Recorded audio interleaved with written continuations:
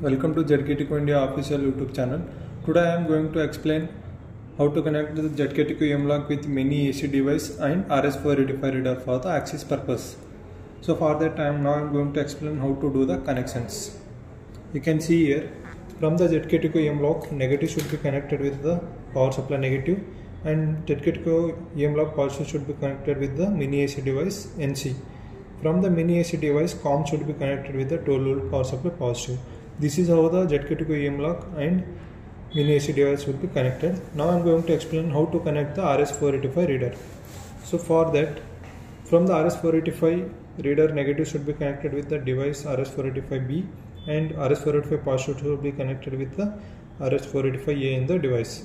And this reader requires 12 volt power supply, so I have given the external power supply. If you want, you can give the power supply with the 12 volt here also. So for that we should connect, positive should be connected with the positive and ground should be connected with the negative. This is how should be the connection. So I am using the mini AC device for the in purpose and reader for the out purpose. Now you can see I am doing the punch through mini AC device. Verification successful, M-Lock open. After 5 seconds it will close. I am using the RS485 reader for the out purpose. I am doing the punch through RS485 reader now. Verification successful and again M-Lock open. It will close after 5 seconds.